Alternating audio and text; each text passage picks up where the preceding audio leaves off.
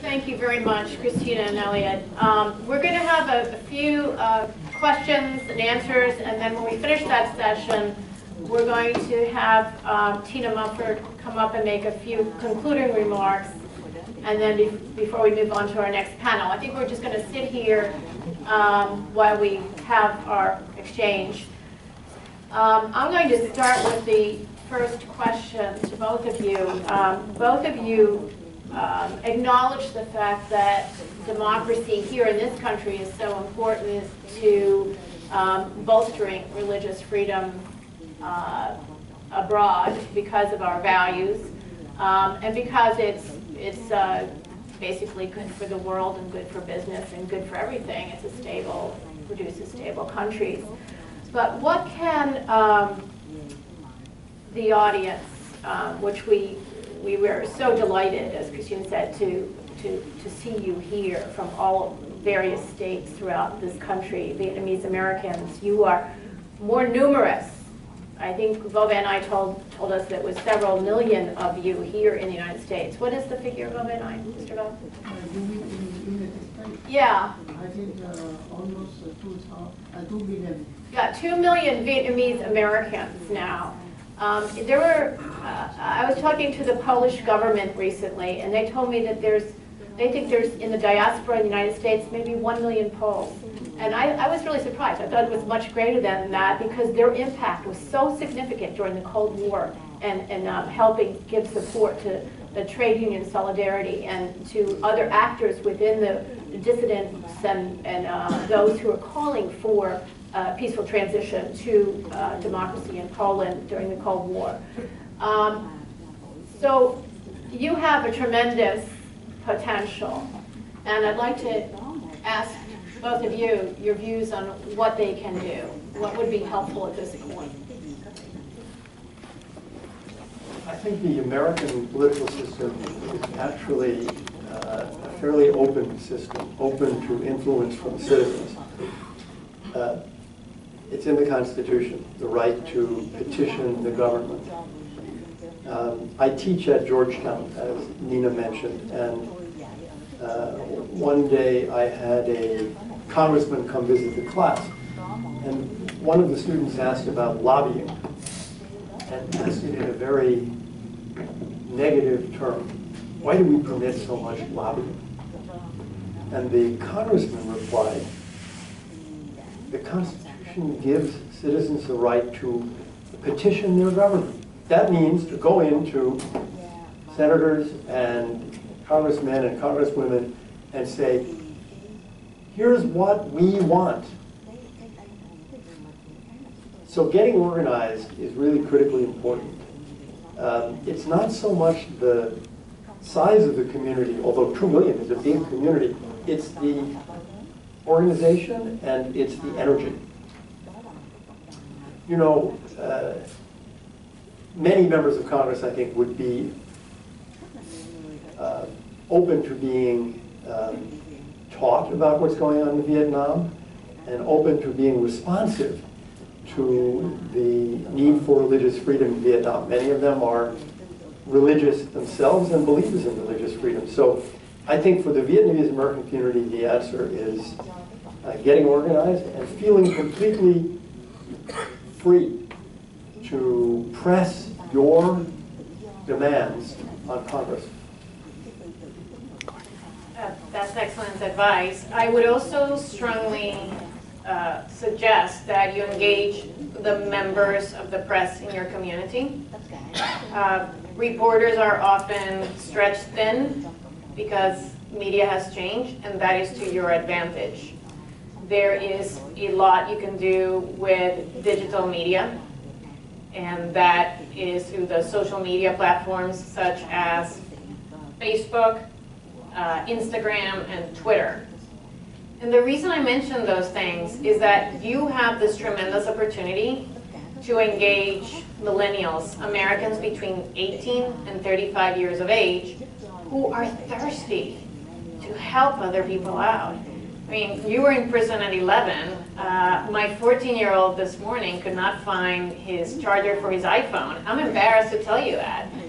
And as a result, I think there is a great opportunity to give more meaning to the life of young Americans who want to fight for someone else and don't have the opportunity to do so. I have great faith in the American people. I think once you tell them about the suffering of others, they're very happy to engage. There's great respect for the Vietnamese community here. And you can start very small. You can start in your school systems. And let me remind you of something.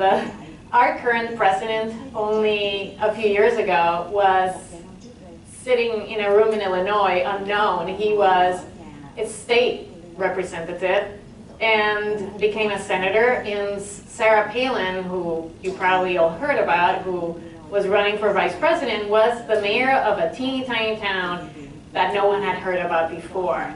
Go to your local elected officials, introduce yourself, go have coffee with them, and make it your mission to keep other people informed. Name names. Thank you. Yeah, I think that's so important, and you have to make your own voices heard, and maybe later this afternoon you could strategize with Ova and I and Penelope about that further. There's also email to your members of Congress. You don't have to actually go there. You have, I know, a large presence of the Vietnamese American community in Northern Virginia here, in Texas, in California, and Louisiana. That's really important, and this is a particularly pivotal time during an election when you can get to the candidates and put them on the spot about where they stand, freedom of religion in Vietnam as well. So are there any questions from the floor? Please identify yourself and use the microphone. I'm Michael Benj, and I'm with the Montagnard Human Rights Organization. And perhaps I would address this to Mr. Abram, but anyone can offer an answer. A few years ago, we submitted to the Department of State and others a list of over 4,000 Montagnards in prison for religious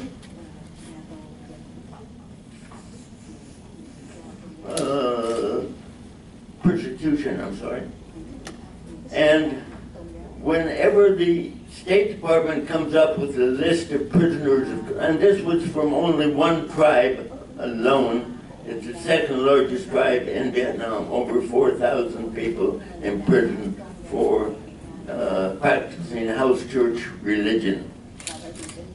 This list was submitted to the Department of State, and whenever they come up with any of their lists of prisoners of conscience, they come up with 400, 500 people as prisoners of conscience. But these is over 4,000 people from one smaller group are prisoners of conscience, and they don't consider them prisoners of conscience. And unfortunately, many of the human rights NGOs do little more than parrot the Department of State list that there's only 400 prisoners of conscience. This is only one religion, and I'm very sure that others in the audience could come up with lists of hundreds of others. Do you have those posted on your website? I don't know whether it is now or not, but okay, well, you should get that list to USERF as well. Okay. Thank you. Thank you. Thank you. Anyone have an answer why they don't list them as prisoners of conscience? Well, I don't know this particular case. I mean, sometimes it's because they say they lack adequate information about each individual case. Sometimes it's a desire to avoid additional tension with the country in question, with the government in question. But I can't answer the question on the Montagnard case, sorry. Well, it's with all religions. Any other questions from the audience?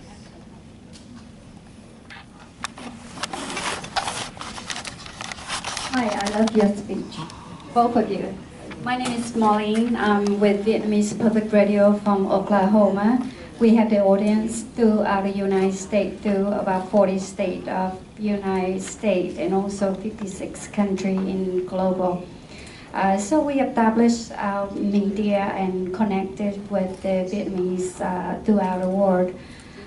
As you mentioned, the Vietnamese population in the United States, roughly about 2 millions, but 2 millions scattered through the United States. So when you come to your local representative in your state level, you are nothing.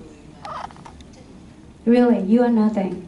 In Oklahoma, we had roughly about 20,000 Vietnamese in Oklahoma City. And 20,000 compared with 3 millions is nothing. So we are, and I'm strongly believe in everything you said. Freedom of religions is the air that you breathe. Without the freedom of religions, we are suffocate and we are not living at all. And you recognize it. We recognize it. The United States of America recognize it. But when you talk about politics, it's completely a different animal. You telling me 2004 that when you see a change in Vietnam because we put pressure on them, because we put them on CPC, and you sitting up there, you tell me why for the last 8 years we are not able to put Vietnam back on CPC. Tell me.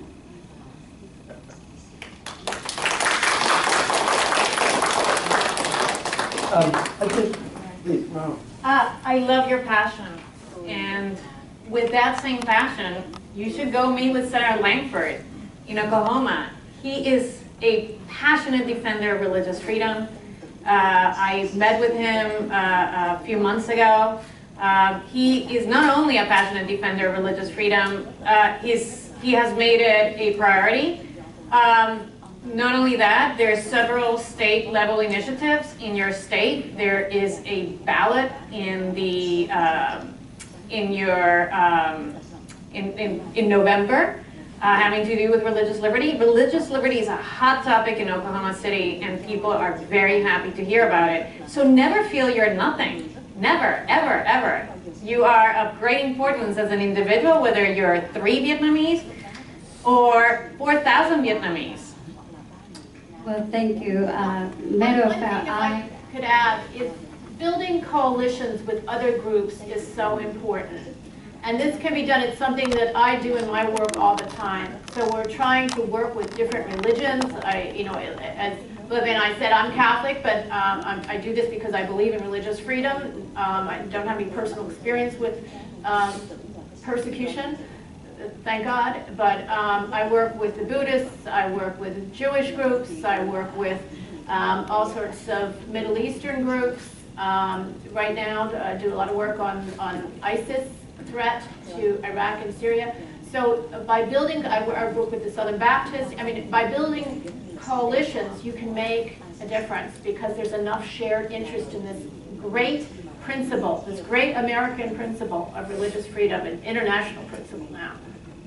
thanks. Actually, I'm a personal friend of Langford. Oh. I campaigned for him, but on the other hand, I also feel that he's only one of the 50. But he's very tall and has a deep And he got a beautiful voice too, but anyway. Mr. Abrams, I'm sure. Yeah. I think, look, many races for Congress, for the House of Representatives or for the Senate, are difficult. They're close. No one throws away a community of 20,000. 20,000 people can be, I don't know, 10,000 votes, 15,000 votes.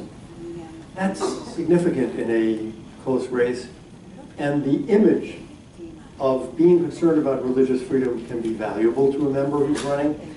And as Nina says, it's also great if when you walk in, you are walking in not only with Vietnamese, but with representatives of 2 or 3 other groups, or with your local, let us say, Catholic bishop, you will get a hearing. Now, there is another question here. Let's be practical. And that question is, what's on the other side? For example, if your concern is building a dam on a river, and you're against it, but on the other side is some group 10 big companies that want the dam built, that's a fight. Who is so anxious to defend the communist government and the communist regime in Vietnam? Yes, there are some companies that want to do business with Vietnam that will probably lobby in Congress for opening without any standards whatsoever. But of course you have a much better case. Freedom, human rights, freedom of religion. And no one running for office in this country wants to hear during his campaign or her campaign people saying, she doesn't care about human rights. She's selling us out. So I think it's a mistake to say that because there are only 2 million Vietnamese and you are scattered around the country, it's impossible to have political influence. Yeah. I'm going to ask Tina Mufford to come up and make a few remarks. And we're going to, later this afternoon, after the panel's over, get into more of the nuts and bolts discussion about what the concerns are, what the priorities are, and how to make a difference. Tina, could you join us, please? Tina is the expert on Vietnam with the U.S. Commission on International Religious Freedoms. That is an independent government agency. It advises the State Department and Congress, President, about religious freedom issues around the world in U.S. foreign policy. It also recommends CPC designation to the State Department and has recommended Vietnam since, I think, 2001. Tina. Adam, where should Tina speak from? Should she speak from the podium? This session today is being live streamed on our internet site at www.hudson.org. And it will be up for some time, so you can see the events section of Hudson, and you will have this whole thing recorded. Thank you so much, Nina. Can everyone hear me okay? Yes. Yes. It's really wonderful to be here, and it's great to see so many familiar faces. I've met with a number of you over the years. So many of you come into town for Vietnam Advocacy Day every year, and it's nice to have a bit of a reunion to see all these lovely faces. So thank you for that. As I mentioned, every year, I see you for Vietnam Advocacy Day, and every year seems to be the same story, more or less. There are some small improvements, as others have noted, but still some major problems, and that's why we're all here today. As Nina mentioned, USCIRF did make a trip to Vietnam. It was a year ago, August. And it was a little different from some of the Commission's previous trips. We had relative freedom of movement. We weren't overtly followed, and our trip wasn't interfered with in some of the traditional ways that the Commission's trips have experienced in the past. And we saw that as a good sign. There were a lot of highs and lows during the trip. One of our highs, we had the distinct honor of meeting with Thich Quang Do. That was a really personal, moving experience for many of us. But there were some low points as well. One of the very last meetings that we had was with Nguyen Quang Minh, and one of the members of the group was arrested as he made his way home. Arrested, beaten, tortured, and held in secret for days before he was finally released. Fortunately, we had excellent work done by the U.S. Embassy and the U.S. Consulate to work to get him freed as soon as possible. But it's just indicative of the struggles that still remain and why we're all here today. As others have noted, one of the biggest hurdles that we're all facing right now is this new law on religion. There are some modest steps at improving religious policy in the country, but there's a lot that remains to be desired. And a lot of it is an overall attitude of the need to have such tight control over religion. There's really no reason for that, there's no excuse for that, but that's what this law in its current form represents. It's an attitude of needing approvals for everything that you do, rather than providing simple notifications. If we were to improve the law, that's certainly what we would ask for. Just create a conversation between religious communities and local officials. Say, hey, I just want to notify you, we're going to have an activity soon, FYI. But instead, it's a series of approval after approval after approval, and that really creates a tension where there really doesn't need to be one. There needs to be better mechanisms in the law for the government to be responsive to requests from religious communities. It can be simple, it can be complicated, but the government needs to respond, and they need to do so in a timely manner. We certainly know that doesn't exist currently. This law could be a mechanism to improve that, but in its current form, we're just not seeing it. Another thing we'd want to see in the law, just leave unregistered groups alone. Let them do their thing, let them practice and worship in private. They're not harming you. They're going to leave you alone if you leave them alone. There also needs to be a way to provide legal recognition to those who just really don't want to be associated with the government. It's okay, it doesn't mean that they're working against you. They just want to do their own thing. They want to remain unregistered and unrecognized. So just let them do so. That would be our advice to the government of Vietnam as they move forward on the law on religion. As was noted earlier, the visit by President Obama to Vietnam earlier this year in May, it was a little disappointing. If I can speak from my personal point of view rather than my official USERP capacity.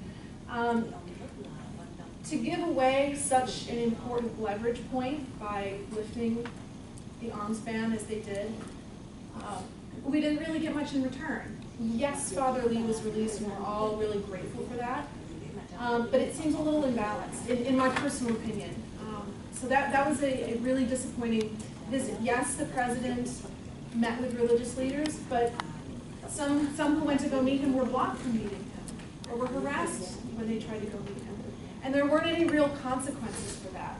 To me, that's a huge problem. This is the president of the United States, and he was there to hold a legitimate meeting with religious leaders, and that was interfered with so heavily. And there were no consequences. To me, it doesn't sit right. It was very heartbreaking, and I wish that had gone otherwise. The very last thing that I'll touch on is the designation of country of particular concern. I don't have a good explanation as to why there is no CPC. It's something that USERP has consistently every year recommended. We will continue to do so unless there's some great sea change and improvement in religious freedom in Vietnam. There's a lot of usefulness in the CPC designation. Yes, it's about naming the worst violators of religious freedom. But when it comes to Vietnam, a country where we've seen the CPC work to some degree in the past, I don't see this as a tool for admonishment. I see it as a way to reignite the partnership between the United States and Vietnam to improve religious freedom. This was a partnership that worked in the past. Both sides had mutual benefits to engaging in the CPC. I feel it could be repeated because both countries still need that strategic relationship to deepen and grow. So what better time to reignite the CPC mechanism and start again? It's both sides coming to the table in partnership, deciding on ways that can benefit religious freedom, can benefit the people of Vietnam, and strengthen the relationship bilaterally. For many people, we know at USERP that the CPC recommendation that we make every year, it's a beacon of hope. Because we know that you see the significance of it, as do we, and absent the actual designation from the State Department, USERP continually recommending it is a sign of hope for you all. And that means a lot to us, and we hope it means a lot to you. And as long as it's necessary, we're going to keep making that recommendation, because we see what it means to you and what it means to us as well. I think just lastly, I would reiterate something that Christina said. Just last month, I was in East Timor for a conference on religious freedom in Southeast Asia, and several of the participants who were traveling from Vietnam were blocked from traveling, and several others who, once they got home, they were harassed, arrested, etc., simply for attending.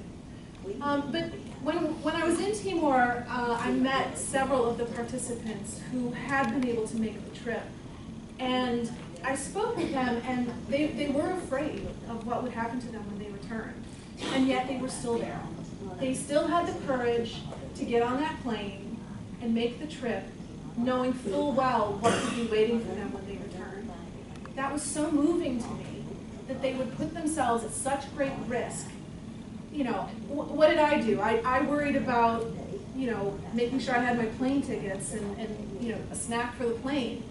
They had to worry about, were they going to be brutalized, arrested, worse when they returned? It just really put things into perspective, and again, it was very personally moving to be able to speak with them and know that they put a lot on the line to be there, simply to be able to speak freely about religious freedom. And I had it so much easier, yet I benefited greatly from the honor and privilege of meeting them. So I'll leave it there. Thank you again so much for being here and for allowing me to share a few words with you. Thank you.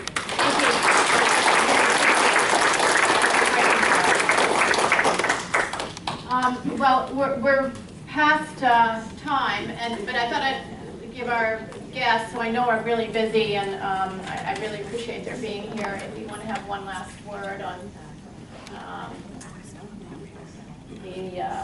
you have anything in mind, the religion law or anything else? We have a new government coming in the United States. There will be hundreds of new officials in the White House and the State Department, and on Capitol Hill, members and staff who don't know much about this issue. So there is a job ahead of educating them, but it is also a great opportunity which you should seize. Thank you. Thank you again.